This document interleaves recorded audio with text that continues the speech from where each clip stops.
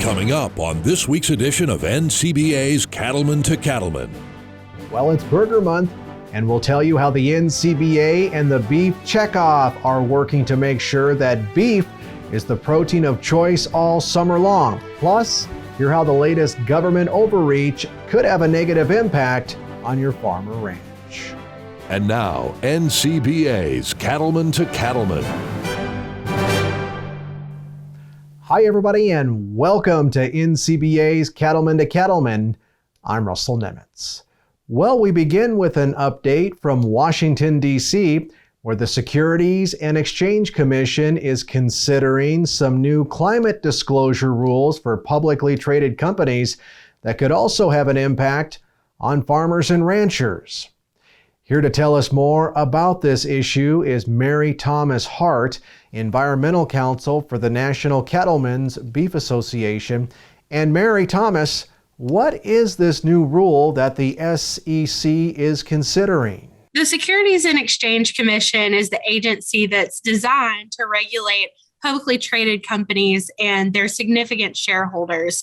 But now the SEC is trying to expand their authority, what we would argue is beyond their constitutional limit, beyond those publicly traded entities to small businesses and even farmers and ranchers who sell products to publicly traded companies.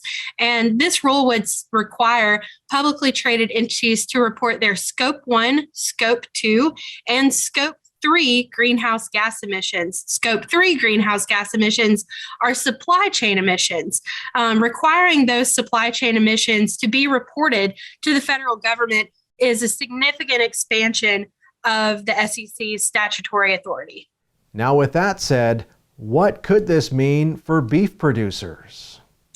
Any cattle producer whose cattle are processed by a large meat packer or whose beef eventually end up being sold by a publicly traded retail entity could be impacted by this rule.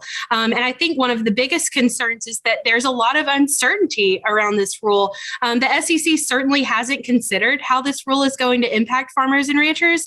So there's a real lack of clarification around how significantly farmers and ranchers could be impacted. And I think it's so important to keep in mind that the reason, or one of the main reasons, farmers and ranchers don't currently have to report emissions to the federal or state government is because there is no way to accurately measure emissions from farms.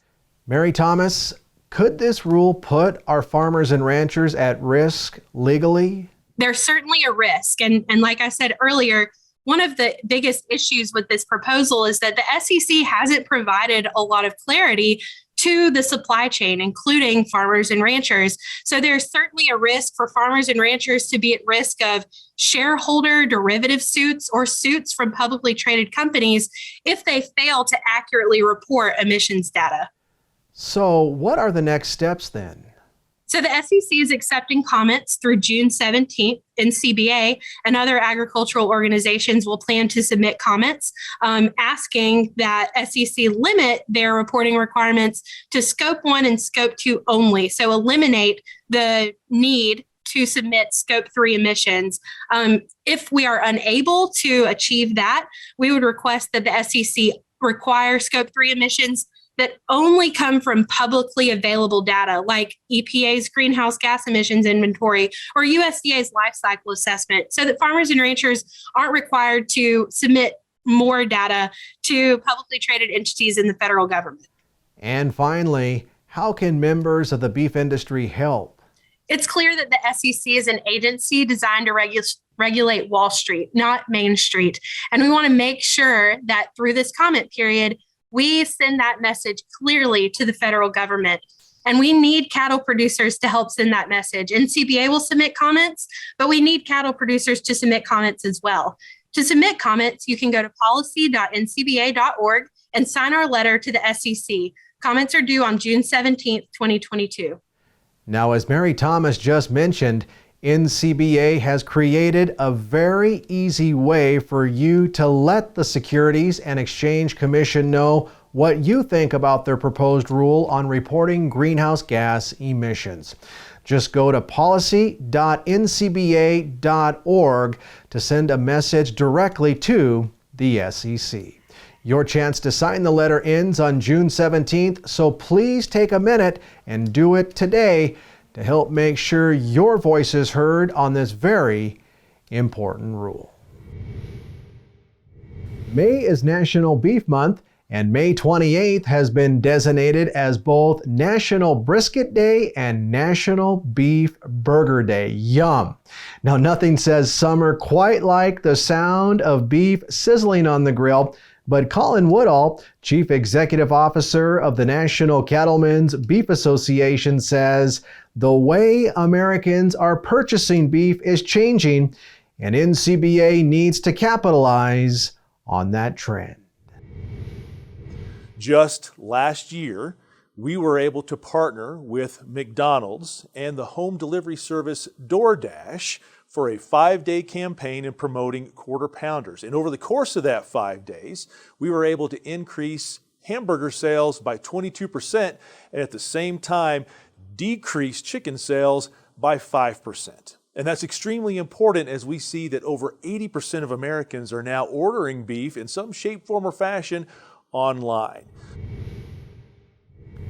Joining me now is Brad Hastings, a Texas feeder who serves as the chair of the Federation of State Beef Councils. And Brad, can you first tell us a little bit about the Federation and why its efforts are so important to the beef industry? Absolutely. The Federation of State Beef Councils is a division of NCBA and represents the 44 individual qualified state beef councils. These beef councils have a combined board membership of over 700 individual producers that represent every segment of the beef industry. The Federation's real objective is to build beef demand by unifying and supporting the state and national checkoff partnerships. The Federation is really just the voice of the state beef councils in trying to execute this partnership between the Federation, kind of a national organization, and individual state beef councils. And as always, it uses the industry's long-range plan as its roadmap for doing checkoff programming. So what motivates state beef councils to be part of the Federation? As I kind of mentioned a little bit earlier, the Federation is really an extension of the qualified state beef councils. The states make a decision on whether they want to invest in the Federation, really to leverage the producer checkoff dollars to be used in the way that the individual beef councils believe is the most impactful way for their councils. The Federation conducts programming in the areas of beef promotion, research, consumer information, and industry information to help extend the national checkoff program. But I think maybe more important, or as important, the Federation also provides state services and almost act like a remote office for the different state beef councils. These councils have access to a variety of shared services through the Federation. Services such as communication, governance, leadership development, website development, promotional materials, producer education. So again, it's kind of that remote back office that maybe not all the states can afford to do on their own. Brad, what are some recent programs that have had positive results on beef demand? Well, I am going to start with research because I think research is the foundational component of the Beef Checkoff. We need to have research to ensure consumer confidence in purchasing beef. And the Federation has helped fund many research projects, and I'm going to kind of focus on nutrition, but we've done food safety and product quality research. But I think one of the interesting things is this nutrition research on understanding how beef preferences during infant complementary feeding is. And I didn't know exactly what was complementary feeding. And that's really this transition between being fed a formula or breastfeeding to adding solid foods. And when infants are transitioning there, they need certain nutrients that are important for infant growth, like iron and zinc. And so NCBA's done, and the Federation's done research in that area that's really provided some good information out there to the industry. There's nothing better than beef cooked on a grill. What programs will we see this summer to help make sure that beef is top of mind for consumers during the grilling season? Well, I'm really excited to talk about the Beef It's What's for Dinner has a new spokesperson. And that spokesperson is a former Dallas Cowboy quarterback and current sports announcer, Tony Romo. And we'll have content running throughout the year, not just in the summer, but Tony's going to be featured on promoting beef and advertisements in both digital as well as traditional media. We'll have social media campaigns, content being shared across the Beef It's What's for Dinner webpage, as well as Tony's personal pages. And then we're also going to take and leverage that relationship with Tony Romo by getting beef content on ESPN.com with banner ads. And probably most people understand, but ESPN.com is the largest sports-related website with more than 140 million monthly visitors. So it's reaching a lot of people, and we're going to have those banner ads that are run across there. All right, Brad, thank you so much for your time and, of course, your service to the beef industry. Now, if you want to learn more about the great ways checkoff dollars are being used to increase beef demand, just visit beefitswhatsfordinner.com. You'll also find things like recipes, information on beef cuts, as well as nutritional information at this one-stop shop for all things beef. Still to come here on Cattlemen to Cattlemen, we'll head to the Sturgis Motorcycle Rally for a look at a high-stakes battle to grill the best burger. So stay with us. We'll be right back. These are the pennies it costs for Alticid IGR protection, making it one of the best values in the market, designed specifically for fighting hornflies on pasture. As a supplement, Alticid IGR is part of what you're already doing. And as a feed-through, what your cattle are always doing. Take shelter from the swarm for just 2 to 3 cents per animal per day. That's just $4.50 per animal per season. For hornfly protection that has been performing for over 40 years with no known resistance. Alticid IGR. From pasture to plate. When it comes to creating a better future for the beef industry, we're all in this together. Well, we've already talked a bit today about how state cattle organizations use the Beef Checkoff to help grow beef demand. Now let's check out a beef promotion in South Dakota where chefs compete to see who can grill the best hamburger. Sturgis, South Dakota, where you'll find not only tens of thousands of bikers, but also beef. And 2018 marked the second year that the South Dakota Beef Industry Council has partnered with the Sturgis Motorcycle Rally. The event size and scope make it an attractive opportunity to ride in with a strong beef message. When it's all said and done, we average right around 500,000 people, and we are one of those events that has a worldwide reach. So people in Asia who might not have tasted American beef yet are going to be excited about it because they have seen something from the rally, and people around the world really want that thing, whatever it might have been, that was at the rally. We have social media reach that will reach into Asia, it'll reach into Europe, and it reaches all across Canada and North America.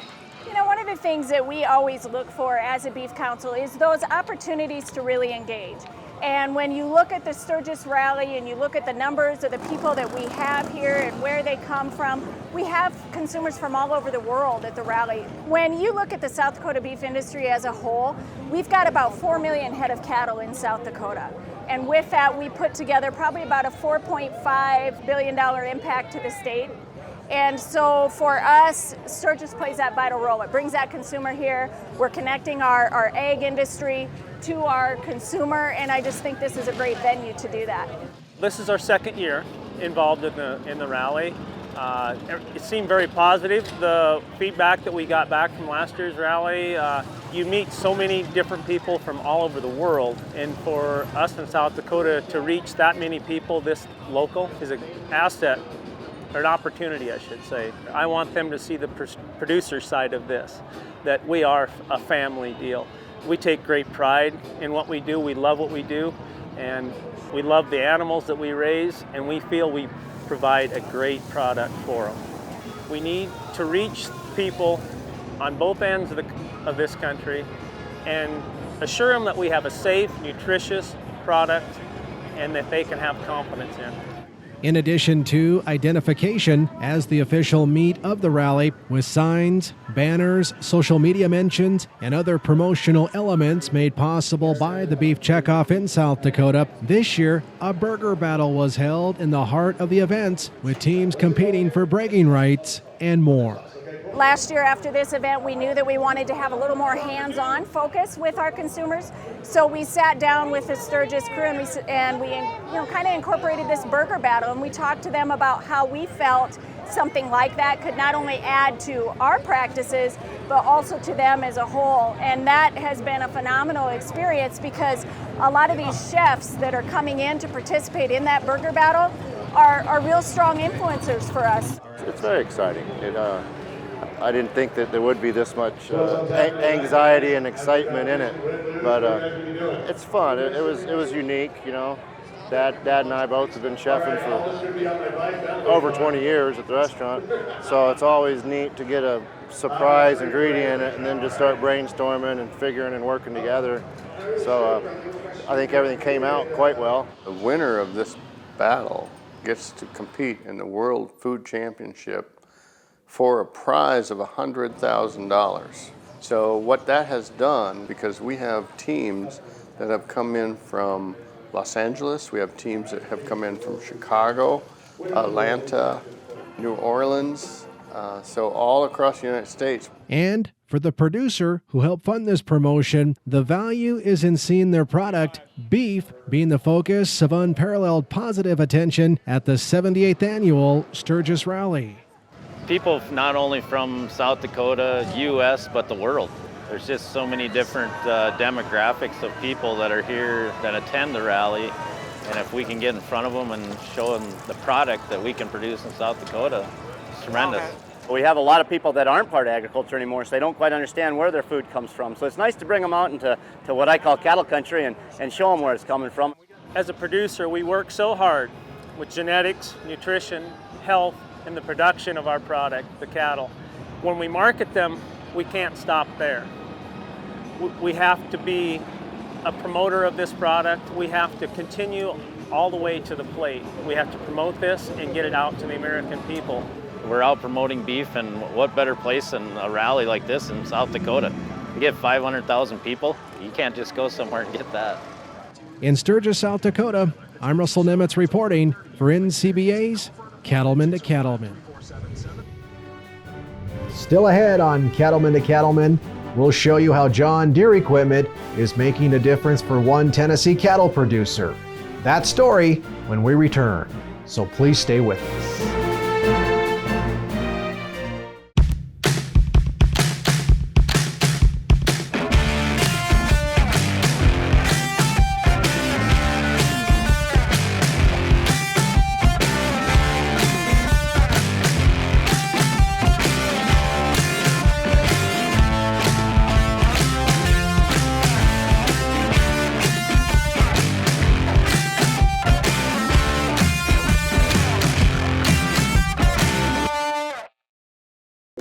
From the very beginning, Richie has been dedicated to one thing: helping people deliver fresh, constant water to their animals.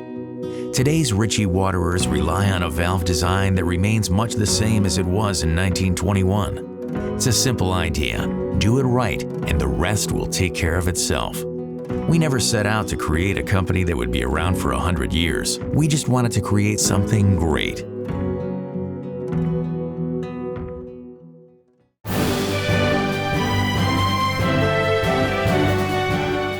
Hay and livestock go hand in hand, and for many producers, making hay is a versatile and efficient way of getting your livestock the nutrition they need all year long. Cattlemen to Cattlemen reporter Brad Bulla has a look at a Tennessee operation that relies on John Deere equipment to help make high-quality hay for their cattle. Kevin Loftus has plenty to do to keep himself busy. In addition to owning his own excavating company, Kevin is also the third generation of his family to raise cattle in this part of Tennessee. I've got Loftus Underground, which I work about 150 employees. We do fiber optic. This is my hobby, big hobby. We run black and red Angus cattle. We've got about 450 mama cows right now. I think we've got somewhere around 80 heifers we've kept back to start breeding in December and then in the spring. We usually sell in that 500 to 600 weight range. This year we've grown about 100 acres of corn silage and got it in a pit across the road. And we're going to try to top them on out and get them in the 700-800 weights and send them straight out to the feed yards. One of the keys to success at Loftus Farms has been their hay program. They have several acres set aside just for producing high-quality feed for their cattle. We do 2 cuttings, one in the spring and one in the fall.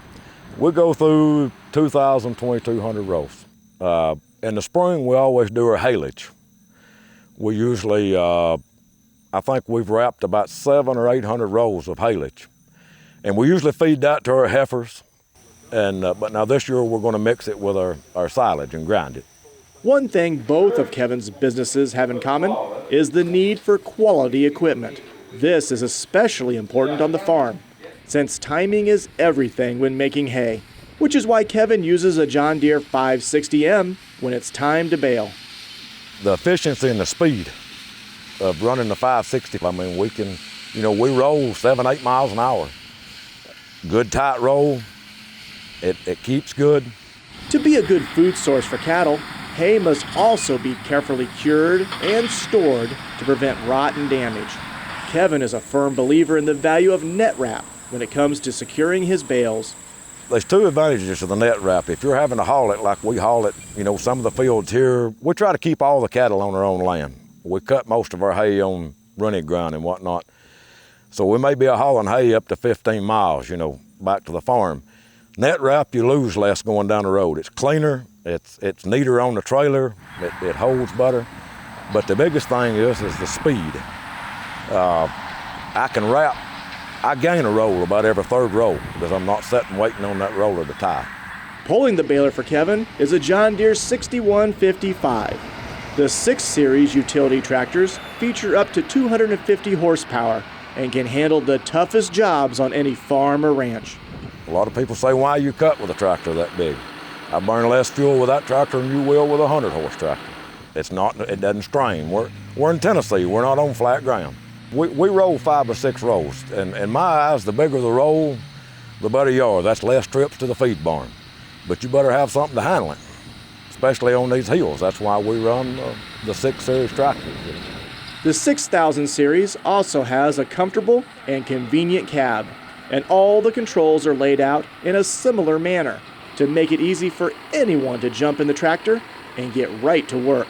Our John Deeres, they're operator friendly. And I'm real big on that. I like to keep everything the same because when Brandon gets out of one and gets into another one, I don't want him having to hunt for what he's looking for. If you get in one and you get in another one, all the controls are the same. You don't have to worry about hunting for new controls. All your motes are in the same spot. All your instruments are virtually the same. And that, if you got different employees, that's easier for one to jump in and out of the other one versus having to, learn where everything is at again. Any delay caused by an equipment breakdown can be devastating, but in Kevin's experience, the support team at the local John Deere dealership can get you back up and running quickly. They're there for us 7 days a week, 24 hours a day. My salesman and the manager out there, they've always told me, it doesn't matter if we buy 1 tractor that year or don't buy anything for 5 years. We break down, I've got their cell phone numbers, I call them. I've had them go in on Saturday night and get me parts. And that means a lot to me. That's the same way in my business. I run John Deere equipment in my business. That's the reason. John Deere is a good fit for our customers because the quality equipment and the service of the equipment. We're here locally. We have mobile mechanics that come out also. If you do have a problem, we can get to you on the farm or bring it into the shop. Need anything, just call me. Run something out to him if he needs it, if he's broke down the field, if we've got it in stock. I really, really want to help my customers. Sometimes you can't fix a problem over the phone, but if you got a good knowledge of the piece of equipment, you can troubleshoot a whole lot before you have to even go out. So for Loftus Farms, it's clear John Deere equipment and their John Deere dealer provide the quality, value, and support they need to succeed. And I've got to have something I rely on, and I've always been able to rely on John Deere.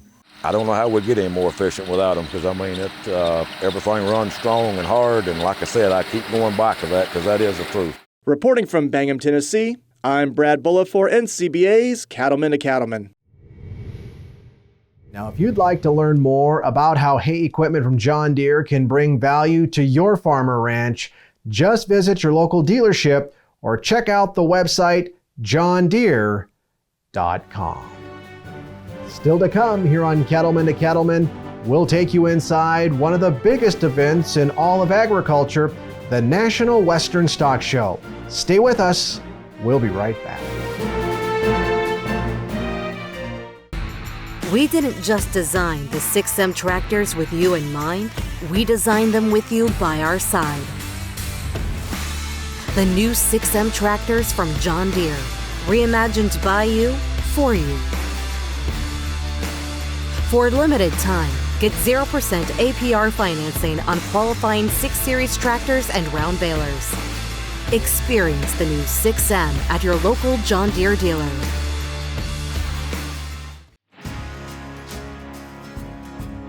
When it comes to creating a better future for the beef industry, we're all in this together.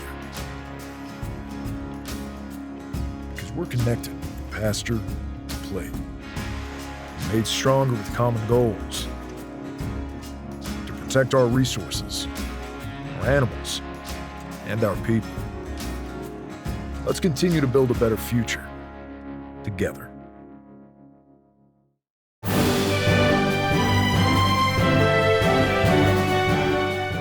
Well, without question, one of the most popular gatherings of people in the beef cattle industry is the National Western Stock Show in Denver. Cattlemen to Cattlemen reporter Brian Baxter tells us how the stock show helps preserve the heritage of the cattle industry while also promoting agriculture. Known as the best 16 days in January, the National Western Stock Show is a one-of-a-kind celebration of Western heritage that attracts hundreds of thousands of people to Denver. From 1906 forward, we've been right here on the South Platte River, exhibiting livestock, celebrating the cattle business like no other. We pride ourselves on our livestock show. We pride ourselves on our rodeo, one of the top rodeos in America, one of the top 4. We pride ourselves on our horse shows, one of the 14 of the most elite horse shows in America, and we pride ourselves on our trade show. We have 800 trade show booth spaces on the floor this year. Although the scope of the National Western Stock Show has expanded over the years, the organizers have worked from the beginning to make it one of the premier locations for producers to advertise, buy, and sell high-quality cattle genetics. We want people to be able to market, exhibit their animals in the yards, share best practices on genetics, AI, whatever, and that all occurs right here in this special place that it's been occurring at for 116 years. Simmons Brothers Limousine has been exhibiting bulls here since 1976, and we've been here every year that they've held it since. It's the national exposure, whether we're talking to purebred breeders or commercial men, it's still a wide range of area where people are from to expose our genetics and what we're trying to do within our breed. You know, we're always looking for the next gene source, the next pool that we can dip into, and this is a prime place to find those and talk to those people that are doing something a bit different. And you know, we all get a little bit stagnant and sometimes get a little barn blind, and so we need to see what our competitors and our partners are doing, and this is no better place to do it and find what's cutting edge. The National Western Stock Show is getting bigger and better thanks to a $1.3 billion expansion and construction project that is transforming and updating this historic location. Started really in 2010. We started talking to the city about we have to do something. Our buildings, although they're still in decent shape, are starting to deteriorate. And the city heard us. And so we formed a partnership with both the city and Colorado State University. So when people complain that they shouldn't have torn down the old stockyards, that wasn't an alternative. It had to be done. And when you see this beautiful facility here today, it is a major upgrade and improvement. The 2022 show celebrated the grand opening of the new H.W. Hutchison Family Stockyards Event Center, which features state-of-the-art auction and show arenas. We're standing inside of the H.W. Hutchison Family Stockyards Event Center. If you remember the old yards, we had the old sail ring and the Pepsi ring. So essentially we took both of the concepts of those buildings. They share a wall now and they're twice the size. So this building is 46,000 square feet, and it's actually the smallest building on the new campus redevelopment, which is pretty crazy to think about. Right now we're standing inside of the Wagner Equipment Company auction arena. So in here we have 635 fixed seats. We have, high technology sound. It's beautiful. We have awesome, AV and screens in here, and this is a beautiful venue to have sales. Right next door is Whitworth Show Ring, and in there, that'll be home to the Penn and Carload shows and our yard shows. And it's twice the size as the old Pepsi building that maybe folks were used to in the old yards. There's seating for 800 in there. From this point on, it's only going to get better with the new development continuing. The Livestock Center will be the most advanced livestock building in America when it's done. 3,000 seat arena with an amazing show arena as part of it. We'll have 220,000 square foot of barns that we can put livestock in, and it will butt right up next to the building that we just built here, the Stockyards Event Center. Perhaps the most important structures on the stock show site are not buildings, but the cattle pens, which have been updated as well. So we have brand new pens, which are all on a flexible system for all exhibitors. They can open up to larger pens or be closed into smaller pens. So flexibility is a key component, just so we can cater to truly any exhibitor that wants to come out there. There's power to every pen, and every one of those day pens has about 14,000 kilowatts of power that come to it, which is pretty outstanding. The upgrades are tremendous. I mean, before we would rent with 2 or 3 other ranches a generator that cost $6,000. And that was just one expense to come. And so I'd say we're going to help the expense part of coming to Denver maybe in half. And the facilities are beautiful and well kept, and it's very, very impressive. Although the grounds are being transformed, they'll still have reminders of the stock show's historic past. We wouldn't have had the privilege to build this facility if it wasn't for how successful the yard shows have been since 1906, right? So of course it's important for us to, to tip our hat to some of the historical aspects like the catwalk and like this awesome auction block here. We incorporated the old wood from the old yards. You'll see other just touches of old elements throughout the yards. We've got the armor water tower and other things like that. So we're really excited to still honor those things. At the National Western Stock Show, they're building towards the future while still recognizing the legacy and tradition of this unique event. For a lot of us, and particularly ranchers and farmers throughout the West, we're standing on hallowed ground. The Denver Stockyards was a big deal to us, and it was a big deal to me. And the building and construction you see here today is aimed not at where we are today, although it certainly is good for that, but at the next 100 years. The feeling you get from exhibiting at the National Western Stock Show, at the Denver Stock Show, is unlike any other place in America. The camaraderie, the history, and as we continue to move forward, it's just going to keep getting better and better.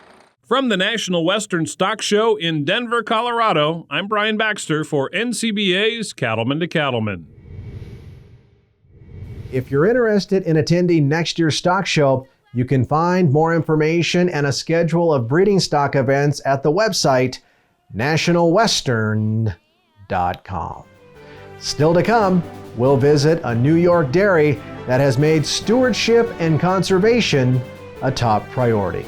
That story is just ahead, so stay with us. Grass is the center of our universe. We've got to have a grass program that we can count on and plan on. That's what we need to sustain us, to keep us growing, to keep us prospering.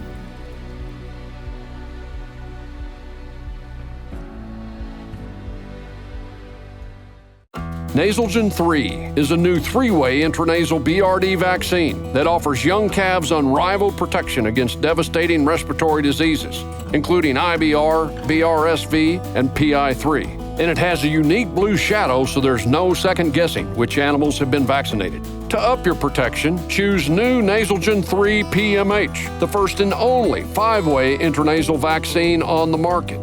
Talk to your veterinarian and visit nasalgen.com to learn more.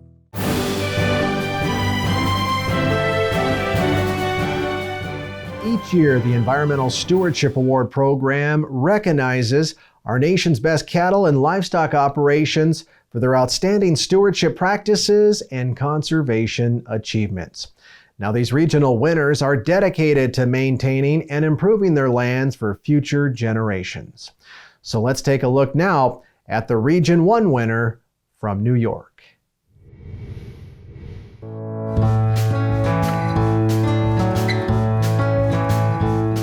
EZ Acres is a multi-generational dairy located in the Finger Lakes region of central New York.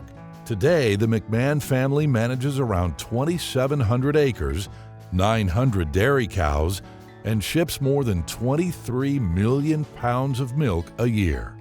In 1985, my brother and I bought the business out from my parents and started McMahon's EZ Acres. There are 4 owners of the business. Myself and my brother Pete are the senior partners. My son Neil and another young man, Ethan Supa, are the 2 junior partners working into it. As their business has expanded, the McMahons have continued to pay close attention to how their farm could impact their neighbors. The 8 miles of streams that run through EZ Acres provide a daily reminder of the importance of environmental stewardship. So we have a AA protected trout stream running about 5 miles to the south down through our land that our lands drain to, that ultimately ends up in the Chesapeake Bay. We also have a protected trout stream to the north, which is the largest feeder stream of the 168 feeder streams to Skaneateles Lake. So Skaneateles Lake, being one of the Finger Lakes, is the sole source of drinking water for the city of Syracuse. So we have 240,000 people in Syracuse drinking the water from that lake, which we could impact as well. The McMahons took their most fragile ground out of row crop production and converted it to pasture, greatly reducing runoff. They also worked with Cornell University to develop a nutrient management plan, which ensures manure stays on the fields and out of the streams. We have the opportunity to make life miserable for a lot of people if we don't do things right. And that was all part of re-engineering our cropping program. Why are we putting so much nitrogen down when we don't need it? When we can do that through careful manure management and maybe just a little top dress. One of the nice discoveries was that our fertilizer bill was much smaller. You know, we were tailor feeding that crop to exactly what it needed, considering the manure that we spread and the current nutrient load in the soils. There's this innate respect that really comes through with Mike and Pete, this innate respect for taking care of the land, because that is what provides for us to take care of our animals. Water under the operation is an issue as well. Just 40 feet beneath this location is an aquifer that supplies the nearby town of Homer. In 1995, the McMahons decided to consolidate all of the dairy cattle into one freestall barn with an attached milking center, an idea that caused some concern for the townspeople. You'd hear people saying, oh, there's McMahon's, you know, they're building that giant barn right over the aquifer, and God knows what's going to happen to our water supply. We thought, you know, we've got to do something to allay these people's fears about agriculture and about our agricultural practices over this water supply. The biggest question was how EZ Acres would store excess manure. The McMahons went the extra mile to make sure they're as environmentally compliant and community-friendly as possible. We realized that we had to build storage. So that got a little tricky here at EZ Acres because we're over the aquifers. We made the decision to build a concrete manure storage that was sided inside and out with PVC that would seal up watertight so that we would never have to worry about concrete cracking and losing effluent to the environment. And we ended up with the Taj Mahal of manure storages. It's not a digester, it's just a storage, but it's the safest one you'll find. The McMahons also made the decision to regularly test the water for nitrates and phosphorus in and around their property to help ease worried minds in Homer. Over the years, we have had concerns from neighbors when we're spreading manure. Boy, if it smells that bad, what are you doing to our water? We also have voluntarily took the measures and the expense, the personal expense, to test the wells in this valley from the beginning of the aquifer to the end of it, ending in the village municipal well itself. So quarterly, we're taking samples, 5 well samples, so that we could ensure ourselves as well as our neighbors that our agronomic practices were sound and safe for the water supply. I am 100% confident that what Easy Acres does here is focused completely on protecting the aquifer and making sure that they improve the quality of that water every year. I mean, it could be so different if we had someone who was not as conscientious about protecting the environment as Easy Acres is. At Easy Acres, they're dedicated to producing quality, wholesome milk, providing the highest standard of care for their cattle, and farming sustainably in this environmentally sensitive location. When you control this much land, this close to a town or village, you got a responsibility. And it certainly is a source of pride to know that we don't necessarily do things because we have to, we do things because it's the right thing to do.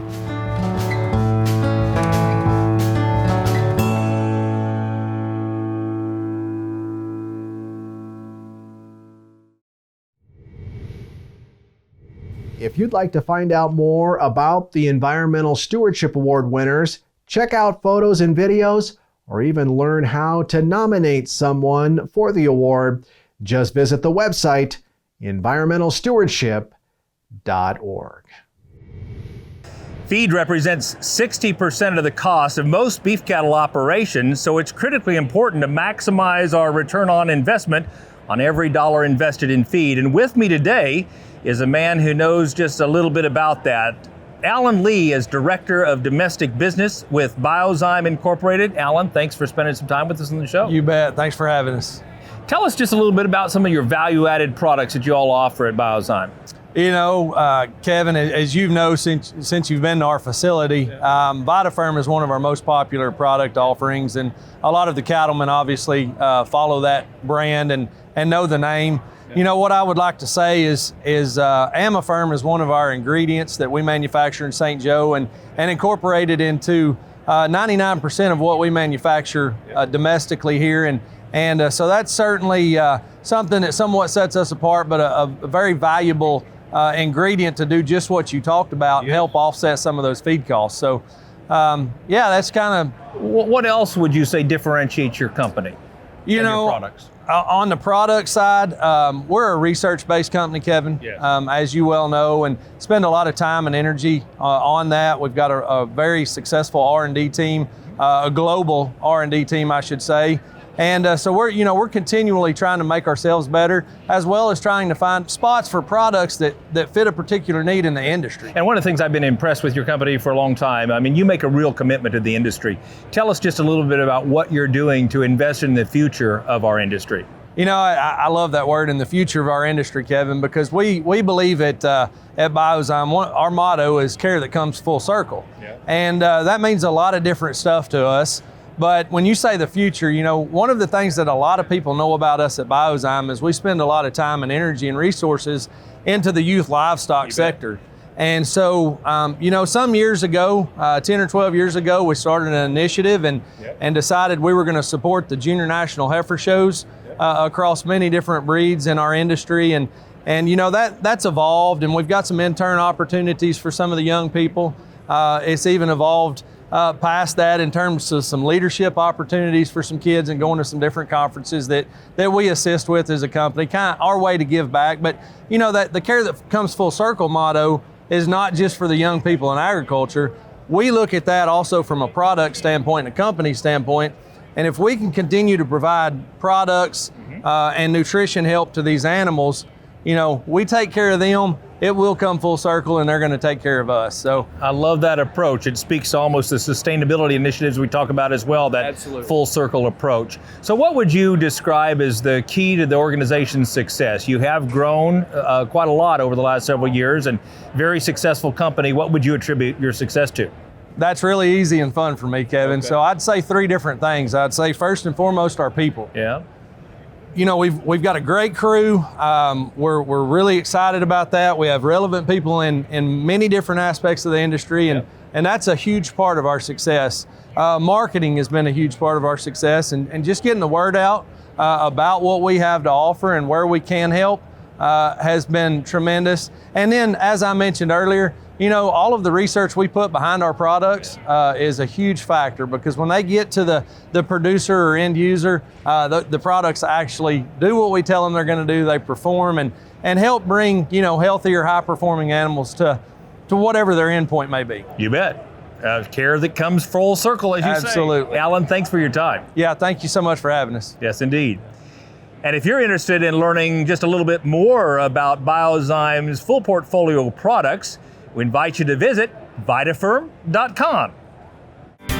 Cattle producers across the country work hard to care for their animals and their land. The USDA's Natural Resources Conservation Service is there to help. Find out how you can work with NRCS to develop a conservation plan for your operation. Find possible funding resources for implementing conservation practices, or get free expert advice on ways to improve your farm or ranch. Visit the website nrcs.usda.gov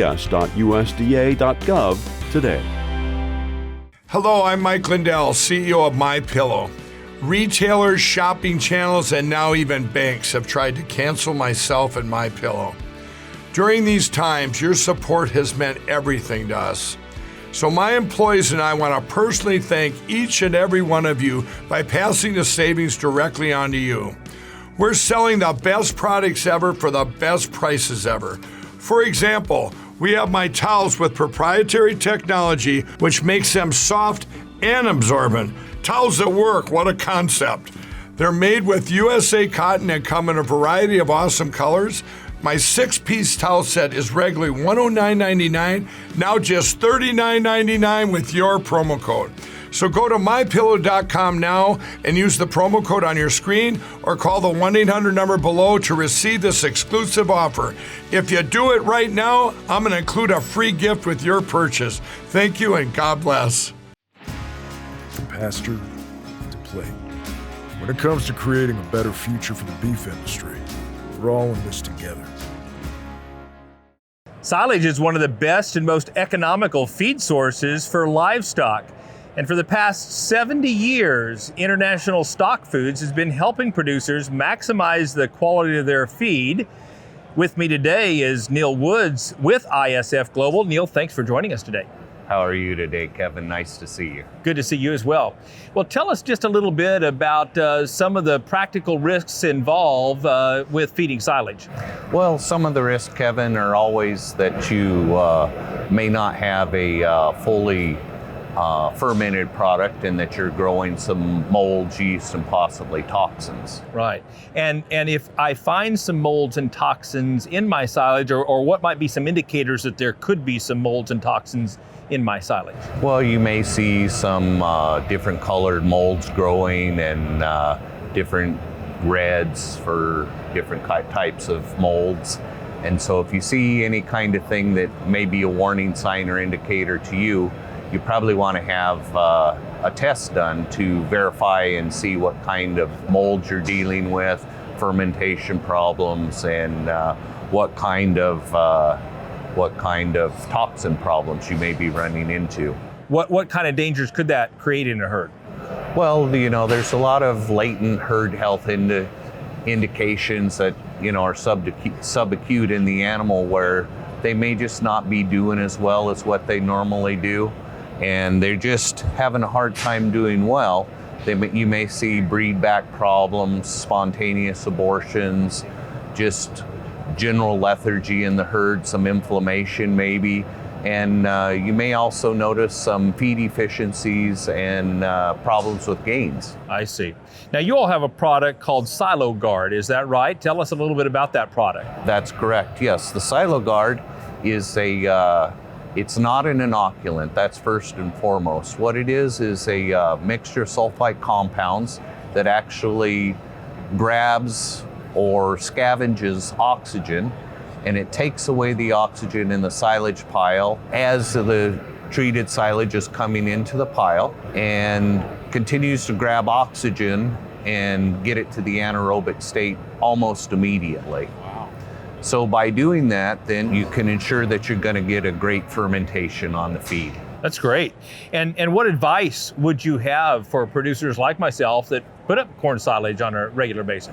Well, first and foremost, that you pack tightly your silage. Right. That's the number one thing to making a quality silage. If you can't pack, you know, I always say kind of all bets are off. Right. And then in addition to that, make sure you cover well with a quality tarp, maybe an oxygen barrier, and have some weights up there.